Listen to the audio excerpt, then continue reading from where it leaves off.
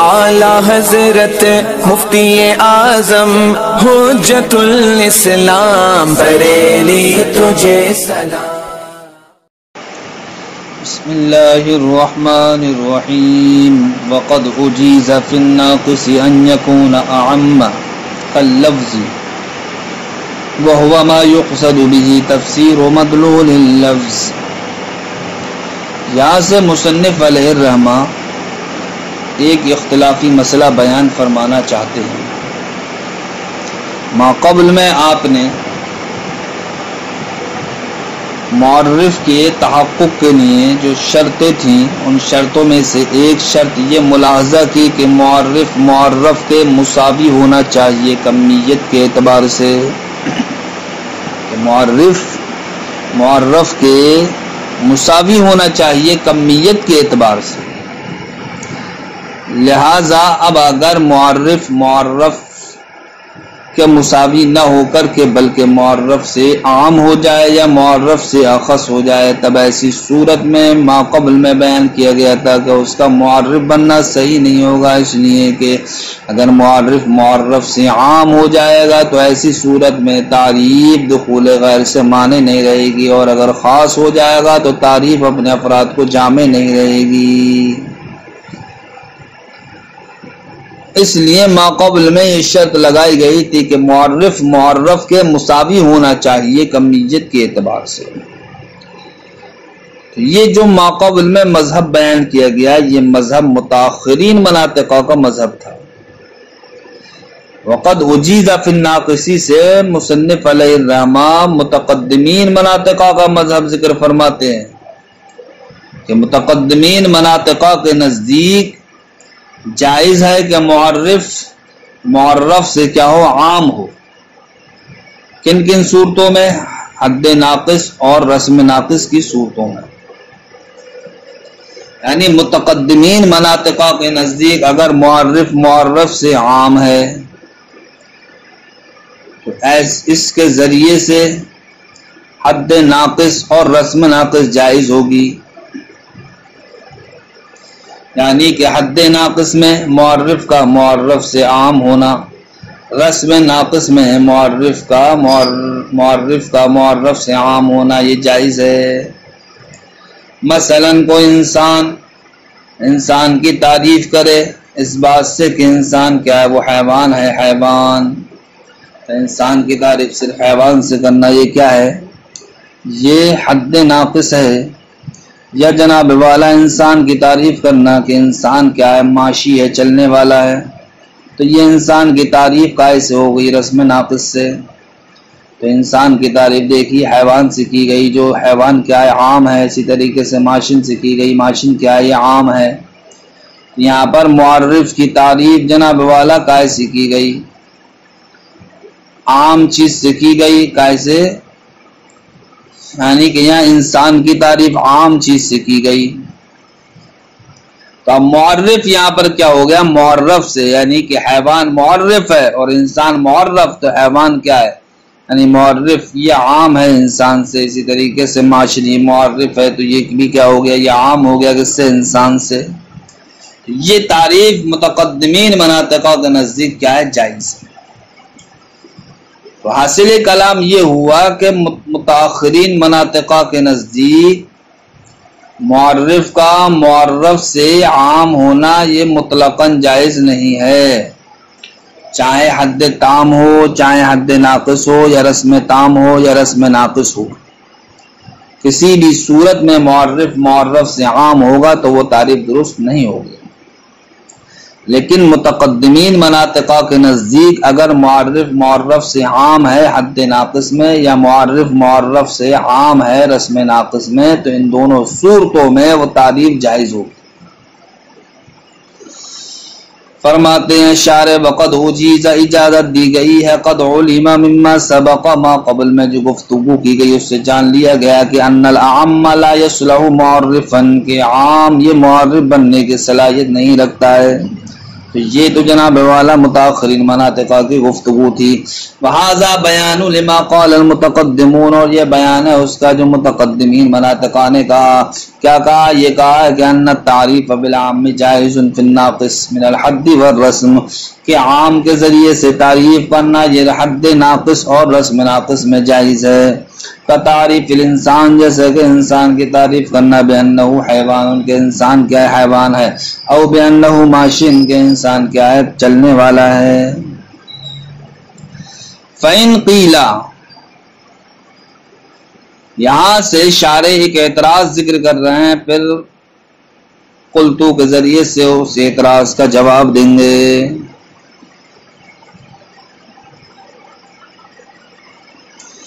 اعتراض یہ ہے کہ معترض کہتا ہے جس طریقے سے تعریف ناقص بے معرف کا عام ہونا جائز ہے، اسی طریقے سے تعریف ناقص میں معرف کا خاص ہونا بھی تو جائز ہے. جس طریقے سے تعریف ناقص میں معرف اگر عام ہو تو اس سے کوئی قباحت لازم نہیں آتی ہے متقدمین مناطقہ کے نزدیک، اسی طریقے سے اگر تعریف ناقص میں معرف سے خاص ہو تب بھی کوئی قباحت لازم نہیں آئے گی. جب جناب والا معرف عام ہو تعریف ناقص میں یہ صورت بھی جائز ہے، اور جناب والا معرف سے خاص ہو تعریف ناقص میں یہ بھی صورت جائز ہے. تو پھر کیا وجہ ہے کہ متقدمین نے ایک صورت کو ذکر کر دیا؟ وہ صورت یہ تھی کہ معرف سے کیا عام ہو، اور دوسری صورت کو چھوڑ دیا. وہ دوسری صورت یہ ہے کہ معرف سے کیا ہو، خاص ہو. اب کیا وجہ ہے؟ ایک کو تو ذکر کر دیا اور دوسرے کو چھوڑ دیا، یعنی کہ اگر معرف عام ہو صورت کو تو ذکر کر دیا، اور معرف خاص ہو صورت کو آپ نے چھوڑ دیا. تو معرف عام کو ذکر کرنے کی اور معرف خاص کو چھوڑنے کی کیا وجہ ہے؟ تو اسی کا جواب دیتے ہیں قلتو سے. اشارے بیان فرماتے ہیں جس جواب کا خلاصہ یہ ہے کہ معرف خاص کو یہاں پر چھوڑا نہیں گیا ہے، بلکہ معرف عام کے ذکر سے ہی معرف خاص کا ذکر بھی سمجھ میں آتا ہے. وہ اس لیے کہ جناب والا معرف سے خاص کا قرب یہ عام کے قرب کے مقابل زیادہ ہوتا ہے. یعنی کہ کوئی چیز اگر خاص ہوتی ہے تو اس کا قرب کیا ہوتا ہے؟ زیادہ ہوتا ہے اس چیز کے مقابل جو چیز کیا ہوتی ہے؟ عام ہوتی ہے. لہذا جب معرف کیا ہو؟ عام ہو، عام ہونے کی صورت میں حد ناقص اور رسم ناقص یہ جائز ہے.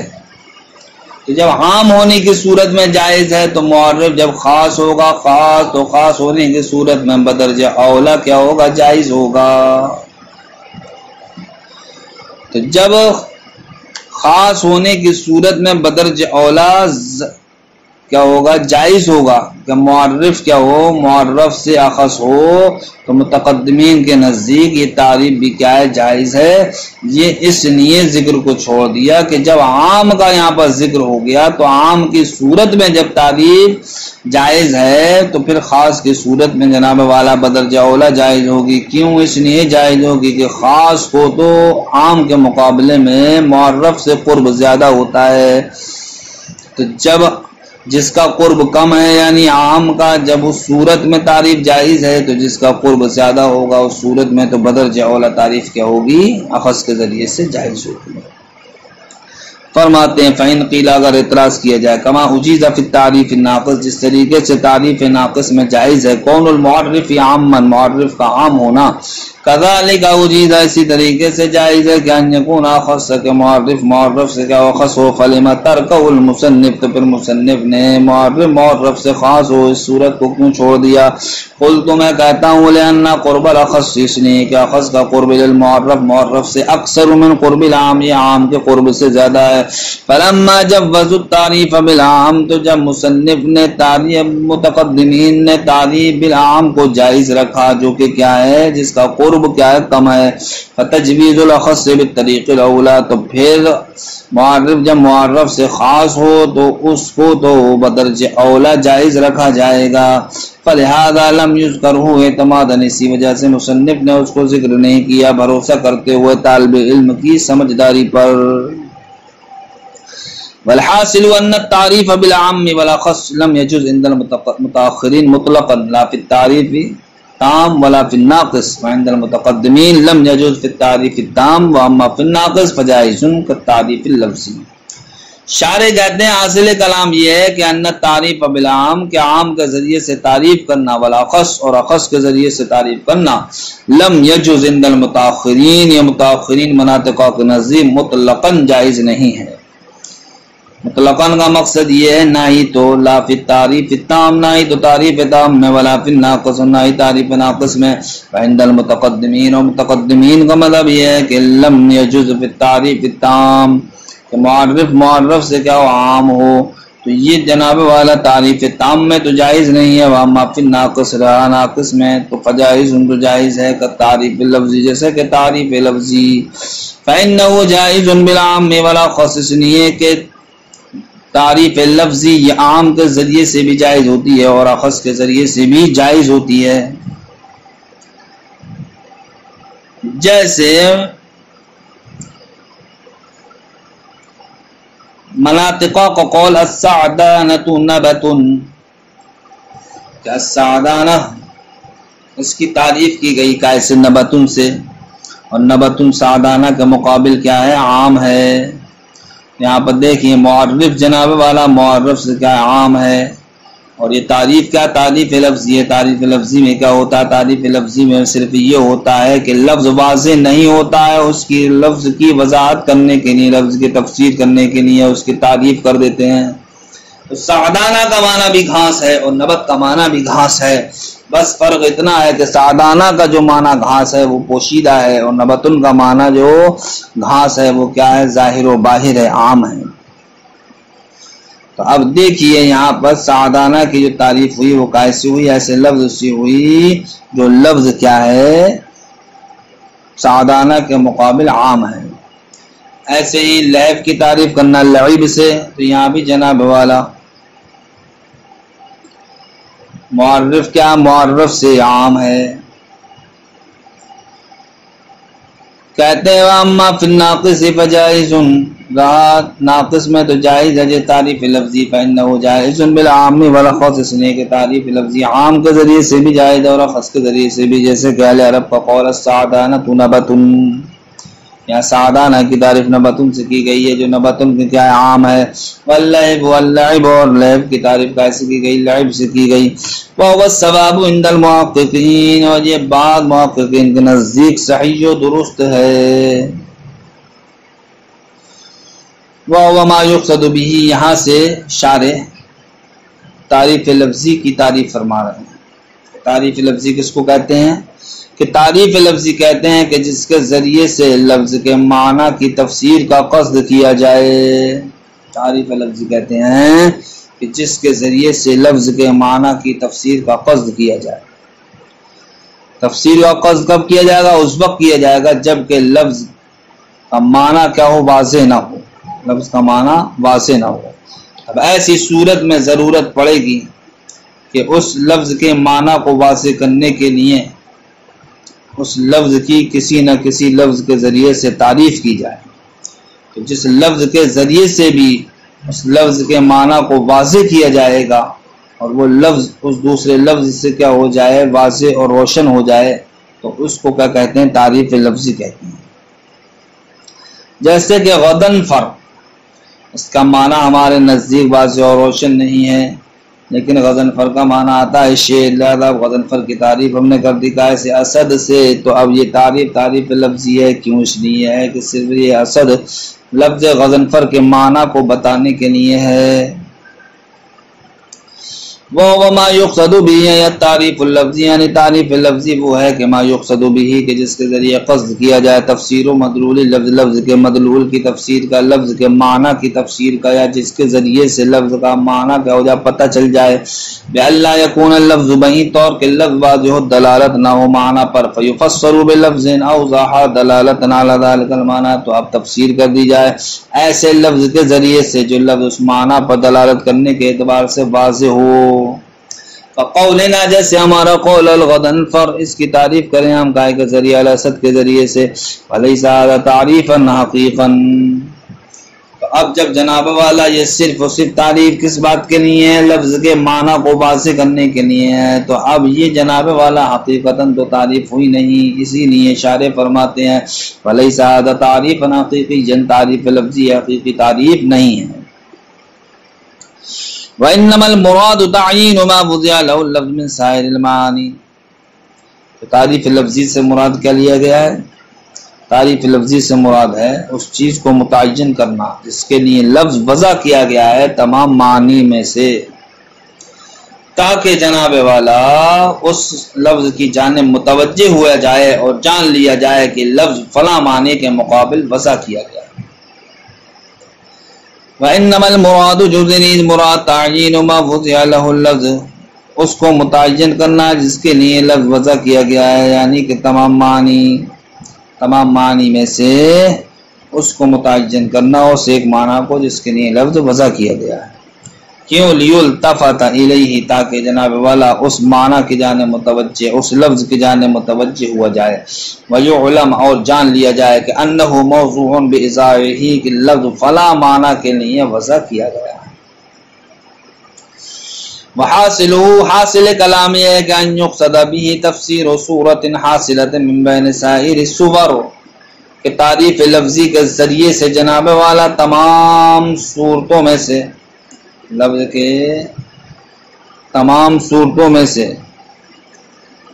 صورت حاصلہ کی تفسیر کا کیا کیا جاتا ہے؟ قصد کیا جاتا ہے۔ کیسے؟ بیانہا المرادۃ بلفظۃ کذا، بہی طور کے لفظ سے وہی معنی مراد لیا گیا ہے کہ جو جناب والا جس معنی کی تفسیر دوسرے لفظ نے آ کر کے کی ہے۔ تو حاصل کلام یہ ہے کہ انیوں کو صدا بھی کہ لفظ کے ذریعے سے قصد کیا جاتا، تعریف لفظی کے ذریعے سے قصد کیا جاتا ہے تفسیر و صورت حاصلۃ، ایک صورت حاصلہ کی تفسیر کا، من بین سائر الصور، تمام صورتوں کے درمیان سے، بأن المرادۃ بلفظۃ کذا، بہی طور کہ جو ایک صورت کی تفسیر کیا کر دی آپ نے کر دی، تو اب وہی کیا ہوگی؟ مراد ہوگی لفظ سے۔ السلام علیکم ورحمۃ اللہ۔